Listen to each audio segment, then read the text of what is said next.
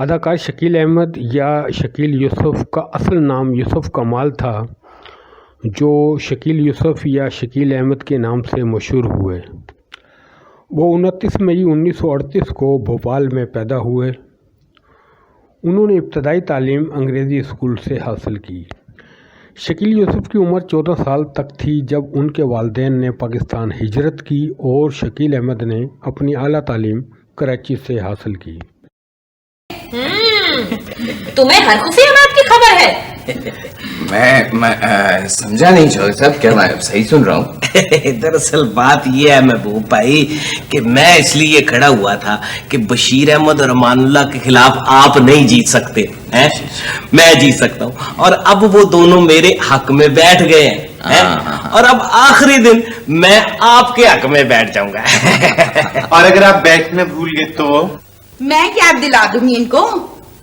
नहीं चौधरी साहब, नहीं। देखिए चौधरी साहब, आपके काउंसलर बनने में आपका बहुत फायदा है। ओ नहीं महबूब भाई, मेरा फायदा आपके काउंसलर बनने में है। जी, क्या मतलब? देखे ना कि खुद काउंसलर आदमी हो तो रूट परमिट नहीं बनाना कुछ अच्छा नहीं लगता है। अब ये काम आप करेंगे। हसीना मोइन के तहरीर करदा ड्रामा सीरियल अनकही में उनका नहायत ही अहम किरदार था और इस ड्रामे को शोएब मंसूर ने डायरेक्ट किया था। शोएब मंसूर इस ड्रामे के डायरेक्टर थे और उन्होंने इस ड्रामे में नहायत ही अहम किरदार अदा किया और लोगों के अज़हान पे अनमिंट नक्श छोड़े। शकील अहमद की अदाकारी ख़ास तौर पर इस ड्रामे में ऐसी रही जिसने पाकिस्तान में उनका एक नाम। बरसगीर पाक व हिंद के चंद अहम अदाकारों में शुमार होते हैं। उनके ड्रामे देखने के लिए बाज़ार सुनसान और गलियां वीरान हो जाया करती थीं।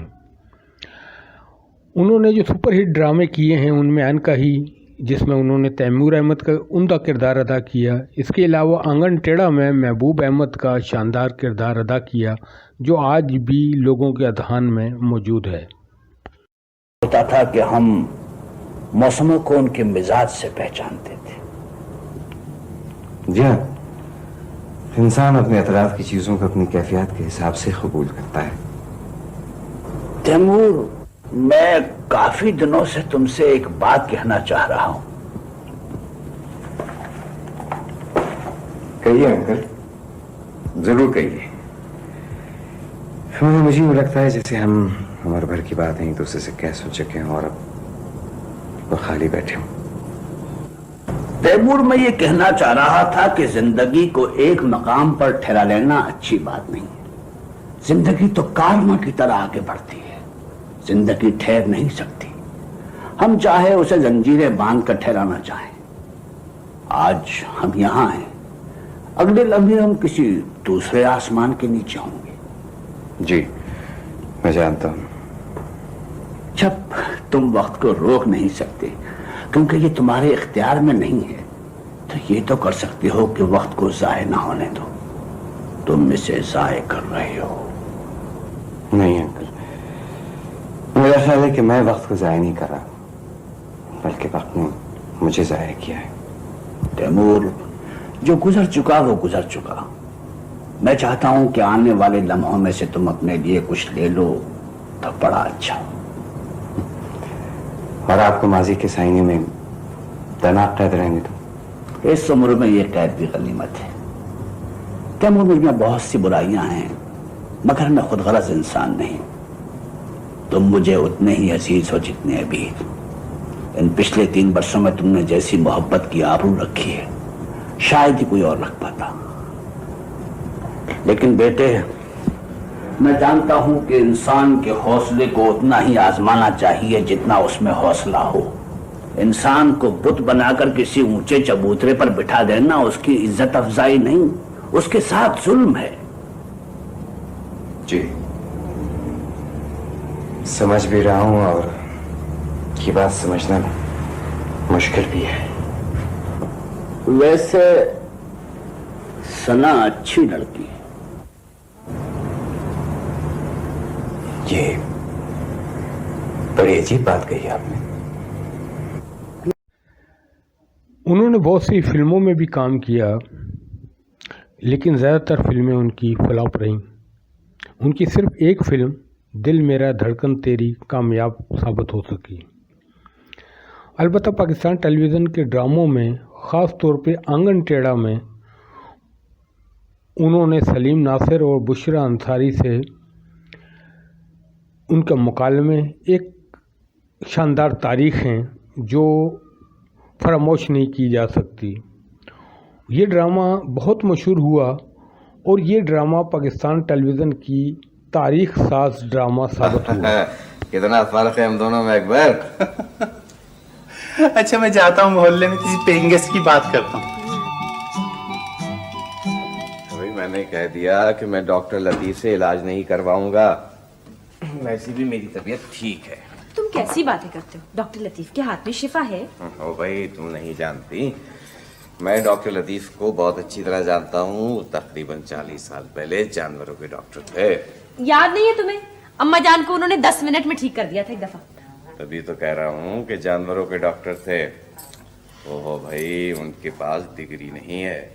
तबीयत ठीक होती ना तुम्हारी, जवाब देती मैं तुम्हें इस बात का। साहब, बस 3 दिन तो हो गए इस मोहल्ले में पेइंग गेस्ट ढूंढते हुए, कोई पेइंग गेस्ट ही नहीं मिल रहा। मैं क्या करूँ? अच्छा, तू जाकर जल्दी से डॉक्टर लतीफ को बुला के ला, इनकी तबीयत ठीक नहीं है। अकबर जी। डॉक्टर लतीफ़ को जा ही रहे हो लेने के लिए, साथ में चादरें और चने भी लेते आना।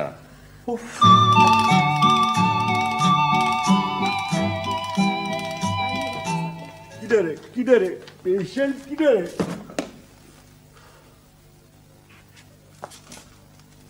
ये नफस तो नाच रही है। ये मेरा हाथ है, इनका हाथ तो ये रहा माथे पे।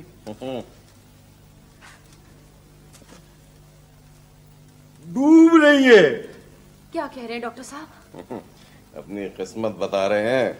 इंजेक्शन लगेगा, इंजेक्शन। अरे छोड़े भी, मैं नहीं लगवाऊंगा इंजेक्शन। इंजेक्शन लगेगा आपको।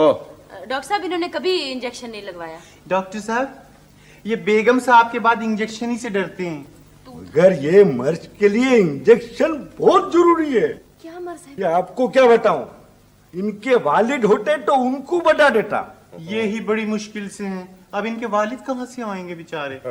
डॉक्टर साहब, ये क्या बीमार हैं? जी, ये तुम्हें क्या बताएंगे, इनको तो खुद मालूम नहीं। शायद आ गए कौन?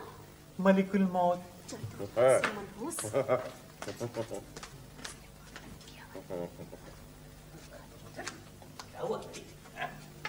चलें डॉक्टर, चलें भाई। अब आप कम बोलिए। ये क्या हुआ है महबूब भाई को? बस ऐसे जरा तबीयत खराब हो गई, डॉक्टर साहब को बुलाया। ये डॉक्टर साहब क्या कह रहे हैं महबूब भाई? जी चौधरी साहब, तो ये क्या कहेंगे, हम जानवर होते तो ये अभी ठीक भी कर देते और मर्ज भी बता देते। बाजी जान, आप इधर आ जाइए। चौधरी साहब, ये अपने तवाजुन में नहीं है। वो तो हमें मालूम है। आप ये बताइए कि इनको मर्ज क्या है? वबाई मर्ज है। हाँ ठीक ही तो कह रहे हैं, वबाई मर्ज होगा। भाई काउंसलर बनने जा रहे हैं ना। ए, तुम मेरे साथ चलो, दवाई दूंगा। 2-2 घंटे के बाद पिला देना, इंशाल्लाह सुबह तक भौंकना बंद कर देगा। मेरा मतलब है कि ठीक हो जाएंगे। डॉक्टर साहब, अपनी फीस तो लेते जाइए। इतनी जल्दी क्या है, फीस दरवाजे पे दे देना। चलो। अकबर, तू जरा फीस दे देना, टूटे पैसे नहीं है मेरे पास। क्या? अब फीस भी हम ही दें? आइए बैठिए। आप जरा ना आराम से होकर तो कुर्सी पर परे होकर बैठिए, बीमार हैं ये। कोई बात नहीं। ये हमारी हमशीरा है सुल्ताना। जी, जाहिर है वो तो। महबूब साहब, अगर आपको किसी चीज की जरूरत हो तो आप भाईजान से कह दीजिएगा। अदाकार शकील का ताल्लुक एक पढ़ी लिखी फैमिली से था और उनका पस मंज़र लखनऊ का है। उनकी वालदा का ताल्लुक भी लखनऊ के नवाब ख़ानदान से है और उनका तलफ़्फ़ुज़ और उर्दू भी लखनऊ वाली अंदाज़ की हम ड्रामा आंगन टेढ़ा में देखते हैं। जिसके शानदार मुकालमे आज भी लोगों के दिलों पर, उनके अज़हान पर अपने अनमिट नक्श छोड़ चुके हैं। उनकी अदाकारी ड्रामा आंगन टेढ़ा में एक शानदार अदाकारी साबित हुई और एक यादगार अदाकारी साबित हुई, जिसने उनको शोहरत भी दी। साहब कोई तकरीर तो सुनाइए, अच्छी तकरीर सुने हुए एक मुद्दत हो गई। वाकई जहां शायद आखिरी अच्छी तकरीर तुमने मौलाना मोहम्मद अली जौहर की सुनी थी। हैं? माशाल्लाह माशाल्लाह, क्या उम्र पाई है। अरे आप इनकी बातें छोड़िए, आप तकरीर सुनाइए। सलाम गजब हो गया। ओह, क्या हो गया? गली में ना चौधरी साहब के बैनर लगे हुए, इंतखाबी निशान है नल। मुबारक हो चौधरी साहब। तो इसका मतलब ये हुआ कि ये खबर दुरुस्त है। वैसे ये खबर सुनकर मुझको बहुत कोफ्त हुई है। अरे नहीं चौधरी साहब, भाई आपकी आंख में हम बैठ जाते हैं और यकीन मानिए कि हमारे सारे वोट जो है ना वो आपको मिलेंगे। मेरे अकेले के वोट से क्या हो जाएगा, मैं ही तो सिर्फ आपका पक्का वोट हूँ। चलो जी, इस घर से तो मुहिम खत्म हुई। तो मैं फिर इस तरह करता हूँ कि मुआयना करता हूँ और फिर आपको हालात से आगाह करता रहूंगा। अकबर पुत्र जरा आगे से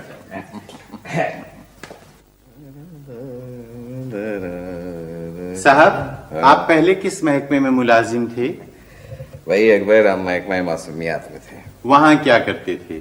भाई मासूम का हाल बताते थे और क्या। अच्छा ये बताइए कि हमारी जिंदगी में फुहार कब पड़ने वाली है? क्या मतलब? मेरा मतलब है कि हमारी तनख्वाह कब मिलेगी? अब तक काउंसलर बनने का चांस भी खत्म हो गया है। हाँ भाई अकबर, इसके बारे में जरा सोचना पड़ेगा। आप ऐसा क्यों नहीं करते कि बाहर चले जाते हैं? चलिए हम दोनों चलते हैं। कहाँ? जर्मनी। कैसे? फरजाना बता रही थी कि एक ताइफा जा रहा है। तोड़े मैं बता देता हूँ, नादिन दिन्ना दिन दिन्ना धातुन्ना का। नहीं भाई अकबर, हम जर्मनी नहीं जा सकते भाई। क्यों? हिटलर से कर्जा लिया हुआ था आपने? बेवकूफी बातें मत करो। ये बताओ बेगम साहब कहाँ गई हैं? बाहर गई हुई हैं। कहाँ? साहब किसी को बताइएगा नहीं, बेगम साहबा बता रही थी कि उनकी अम्मा जान आने वाली हैं। अम्मा जान? तुझे कैसे मालूम? उनकी अम्मा जान का खत आया था ना, अगस्त के एंड में आ रही हैं। खत आया था? खत है कहाँ? बेगम साहबा ने खत के मुन्ने मुन्ने टुकड़े करके फेंक दिए। साहब इससे पहले कि कोई आ जाए, आप कमरा किराए पे जल्दी से उठा दीजिए। आपको याद है पिछली दफा वो 4 दिन के लिए आई थी और 2 साल के बाद गई, और वो भी मियाँ के मरने पर, और किस मुश्किल से गई। आइए आइए जान आ रहा, तशरीफ रखिए। कहाँ गई थी? अरे मैं कहाँ जाती, पड़ोस में न्यास थी, वहां गई थी। 2 पारे पढ़कर आ रही हूँ। न्यास कहाँ थी? तू बीच में मत बोला कर। भाई जान आ रहा, हम सोच रहे थे कि कमरा जरा किराए पे उठा दें। कमरा तो मैं सितंबर तक किराए पे नहीं उठा रही। जी क्यों? मैं सोच रही हूँ कमरे के फर्नीचर की सेटिंग बदल दी जाए। जी जी, सेटिंग बदल जाए, यानी वो कुर्सी जो है वो इधर से उधर कर दी जाए। अच्छा अच्छा, मुझसे मत उलझो, मैं बहुत थकी हुई आई हूँ। जान आ रहा, सुना है आपकी अम्मा तशरीफ ला रही हैं। कमबख्त, मुलाजिम है या बीबीसी, हर बात बता देता है। चल उठ यहाँ से, निकल यहाँ से, बावर्ची खाने में जा सीधी तरह। शकील यूसुफ ने फिल्म जिन्ना में नवाबजादा लियाकत अली ख़ान का किरदार नहायत ही उम्दा अंदाज में अदा किया। वो एक मिलनसार, संजीदा और सुलझे हुए इंसान थे। उनको प्राइड ऑफ परफॉर्मेंस और सितारा इम्तियाज़ के अवार्ड दिए जा चुके हैं। शकील अहमद को अंकल उर्फ़ी से मुल्क गिर शनाख्त मिली। ये ड्रामा 1972 में पाकिस्तान टेलीविज़न कराची से नश्र हुआ और बहुत मशहूर हुआ, और ये ड्रामा उनकी शनाख्त भी बना।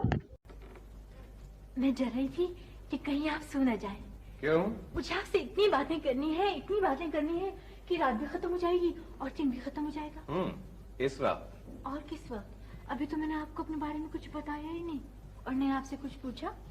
मगर मुझे इस वक्त नींद आ रही है। आने दीजिए, कैसी खूबसूरत रात है। जी हाँ, जरा बाहर निकलिएगा तो पता चलेगा। बिजली चमकी तो भागती नजर आइएगा सरपट।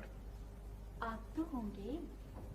बीवी, मेरा दिमाग खराब नहीं है कि मैं इस बारिश और तूफान में निकलूं। मेरा जी चाहता है सारी उम्र यहाँ खड़ी रहूं। होटल का किराया बहुत ज्यादा है। वैसे आपके कमरे में खिड़की नहीं है? पता नहीं, होगी। मगर उसमें से ऐसा मंजर नजर नहीं आएगा। जाकर देखेंगी तो नजर आएगा। मैं वहां से नहीं देखूंगी। हाँ? अच्छा, आज मैं बहुत खुश हूँ। लग रहा है। आप खुश नहीं हैं? देखिए, हम लोग इस उम्र में खुशियों को बहुत छान पटक कर बल्कि पोस्टमार्टम करके कबूल करते हैं। आप जरा भी बूढ़े नहीं हैं, बिल्कुल भी नहीं। बहुत बहुत शुक्रिया आपका, बल्कि बड़ी नवाजिश। ये सब कितना प्यारा है, बिल्कुल कहानियों जैसा। जी, तो मुझे दर्दनाक अंजाम की कहानियां बहुत पसंद है। आपको नींद नहीं आ रही? आज तो मैं सारी रात जागूंगी। तो देखिए, बात यह है कि मुझे नींद आ रही है, और अभी आपने जो कहा था कि मैं बूढ़ा नहीं लगता, तो उसकी यही वजह है कि मैं अपनी सेहत का बहुत ज्यादा ख्याल रखता हूँ। एक रात भी जाग लूं तो उम्र में 2 साल का इजाफा हो जाता है। आपको नींद आ रही है तो आप सो जाए। तो आप यहीं खड़ी रहेंगी? So what? बात सुने, आप मेरी बात माने और जाके सो जाए। क्यों? तो इसलिए कि मैं कह रहा हूं, और इसलिए कि ये बुरी बात है। बच्चियों को बड़ों का कहना मानना चाहिए और जाके रात को जल्दी सो जाना चाहिए। मैं बच्चा नहीं हूं। आप बिल्कुल बच्चा है। चलिए जाइए। मैं आपको बच्ची लगती हूँ? मिस अम्बरीन। आप मुझे खाली अम्बरीन कहिए, बल्कि मेरी सहेलियां तो मुझे एम्बी कहती हैं। मैं आपको क्या कहूँ? तो आप मुझे अंकल उर्फी कहिए, इसलिए कि सारे बच्चे मुझे यही कहते हैं। चलिए फौरन अपने कमरे में जाइए। क्या समझिए आप? चलिए। आप मुझे अपने कमरे से निकाल रहे हैं? जी। शकील यूसुफ अदाकार और सदाकार थे जिन्होंने रेडियो पाकिस्तान कराची से अपने फ़नी सफ़र का आगाज़ किया, जब पीटीवी ही इंटरटेनमेंट का वाहिद ज़रिया था। 70-80 की दहाई में हमारे ड्रामों की कहानियों पर इंडिया में फिल्में बनती थीं। ये वो वक्त था कि जब उनका ड्रामा अंकल उर्फी ने इंतहाई मकबूलियत हासिल की और उन्हें भी शोहरत से नवाजा। मतलब साफ है, कई आते हैं जिनकी ये गायब जेब कट जाती है। बड़ा अच्छा ड्रामा करते हो भाई। कपड़े किससे मांगे थे? तुम अपने मैनेजर को बुलाओ। उस्ताद, वो तो गजब कर देगा ईमान से। लो जी, हम तो मुफ्त में मारे गए। हमें क्या पता था कि आप भी हमारी तरह के। लो, मैनेजर खुद आ गया। अब बोलो। मैनेजर? तो ये बात थी, पढ़े करते हुए आए थे, ये नहीं समझना दाव चल गया। मैं तुम जैसों से पैसे वसूल करना भी जानता हूँ, समझे? उस्ताद फंस गए। सीधी तरह से पैसे निकालो, वरना याद रखो कपड़े उतरवा लूंगा। भाई तुम किस किस्म के आदमी हो? मैं तुमसे कह रहा हूँ कि मुझे होटल टेलीफोन करने दो, वहां से मैं। वाह वाह, अरे कोई नई बात कही होती, ऐसी बातें तो सब सुनाते हैं। पुलिस को बुलाओ जी और सबको हथकड़ी लगवा दो। आपने हमें क्यों नहीं बताया था कि आप भी हम ही कोई तरकीब बता देते हैं? उस्ताद, तुमने नया नया धंधा शुरू किया, इस तरह थोड़ी होता है। पहले हमें खिसकाते, फिर खुद। क्या बक रहा है? बड़ी उस्तादी आती है, अभी पता चलेगा जब जेल की हवा खाओगे। अरे जाओ, हम क्यों जेल की हवा खाएंगे हैं? बेटे 75 रुपए की बात है। हाँ तो 75,000 की तो बात नहीं है ना। निकालो जी अपने अपने पैसे। हाँ नहीं तो समझते हैं बिल्कुल ही शकीर हैं। वो भी दे दे वाला। हाँ निकालो। लो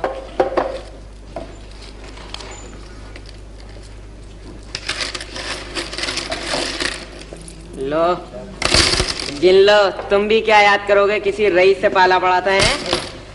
ए, हमारा है। हमारा है, देखना यही नंबर है। हाँ यही नंबर है। बे जेबे काटता फिरता है। अरे वाह, हम क्यों जेबे काटते हैं? तो ये तुम्हारे बाबा ने दिया? बाबा ने दिया, एक आदमी ने दिया है। साइकिल पे जा रहा था खूब तेज, रुक्का में दे गया। चाहे तो इन सबसे पूछ लो क्या है ना। अच्छा अच्छा बेटा, ये कहानी तो थाने में सुनाना। क्या बात क्या है? कौन हो?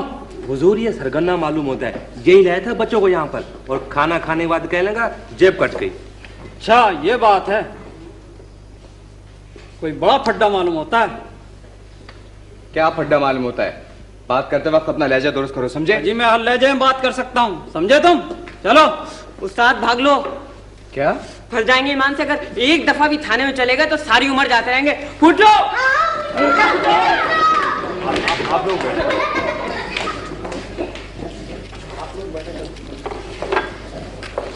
चलो।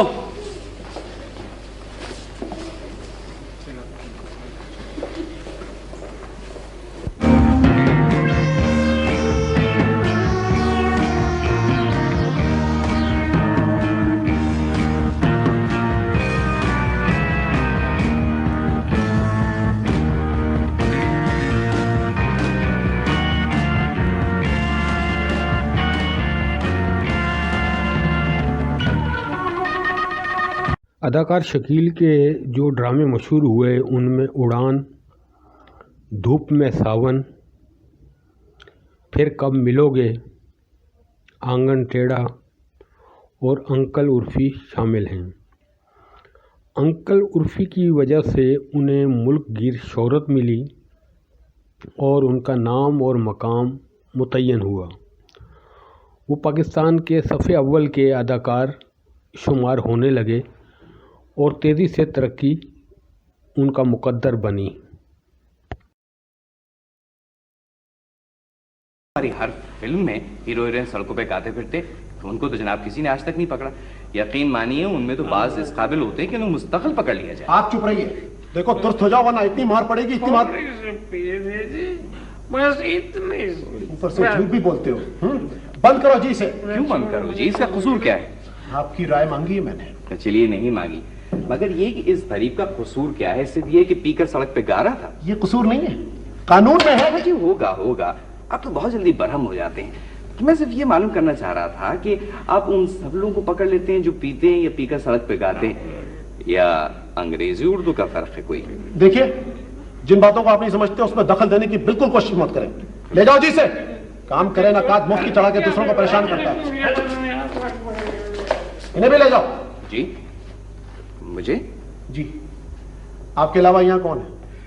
खैर साहब, होने को तो आप भी हैं यहाँ हैं, और आप भी इंसान है, गलती आपसे भी हो सकती है। तो बहरहाल अगर आपने मुझे हवालात में भेजने का फैसला कर ही लिया है तो बराए मेहरबानी इतनी सहमत कीजिए कि ज़रा मेरे होटल टेलीफोन करके मेरे नौकर को इत्तला दे दें। वो गरीब वहाँ परेशान होगा। होटल का नाम बताइए। मैं नाम भी लिखे देता हूँ और अपना कमरा नंबर भी।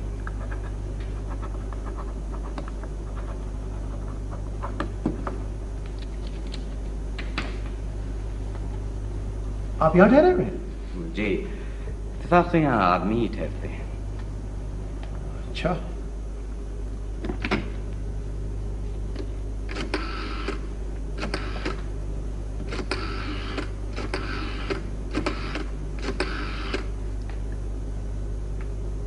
Hello reception. देखिए यहाँ रहीमुद्दीन नामी कोई शख्स ठहरे हुए हैं। जी शुक्रिया। वहां इस नाम का कोई शख्स नहीं ठहरा हुआ। जी बजा फरमाया आपने, वाकई सही है। ले जाओ इन्हें भी।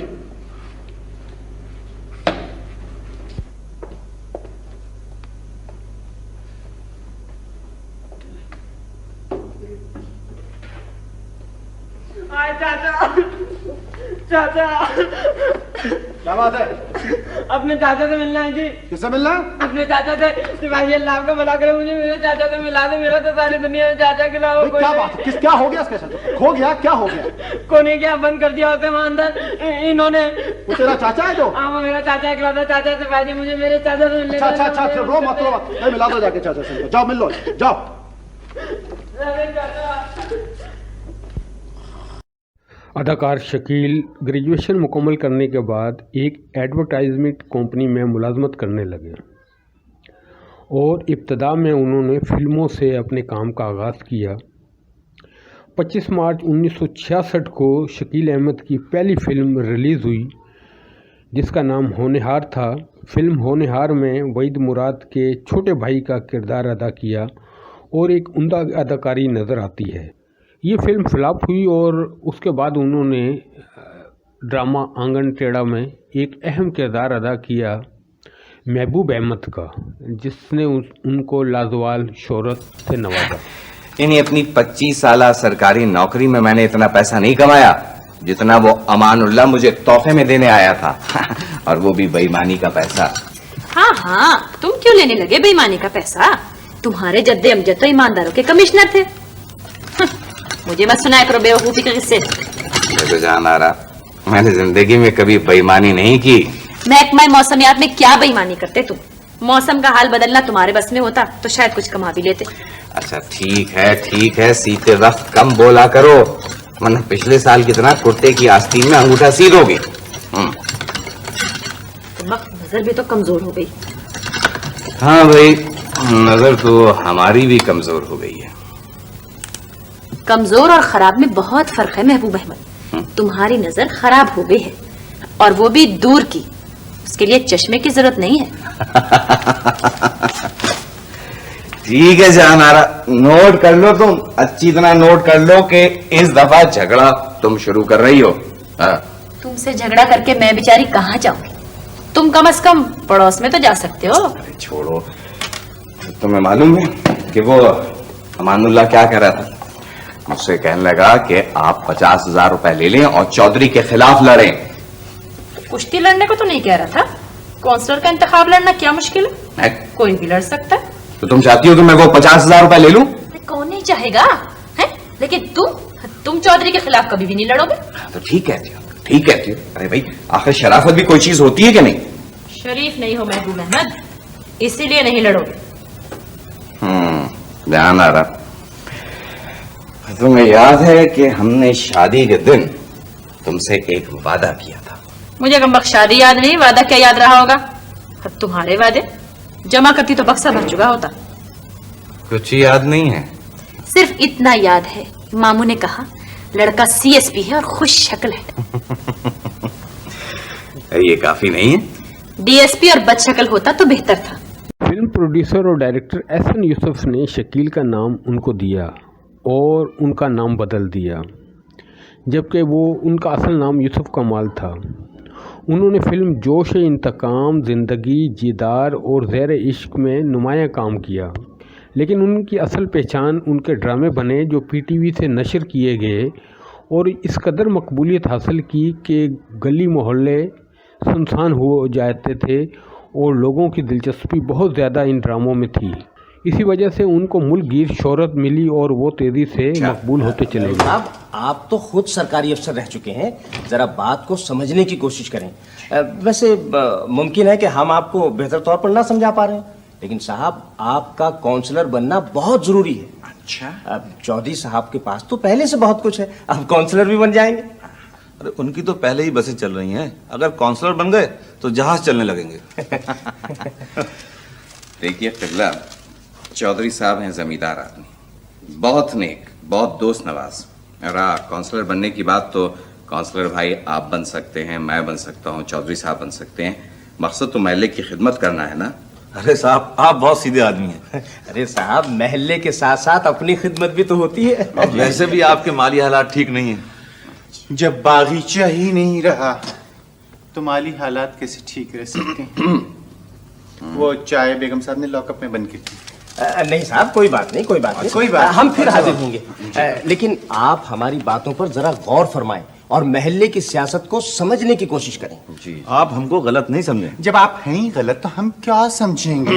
अकबर, वैसे आप दोनों की इत्तला के लिए एक दफा फिर अर्ज ये है कि मेरे माली हालात बहुत सौ से अच्छे हैं। मेरे पास अल्लाह का दिया लिया हुआ सब कुछ है। खुदा हाफिज।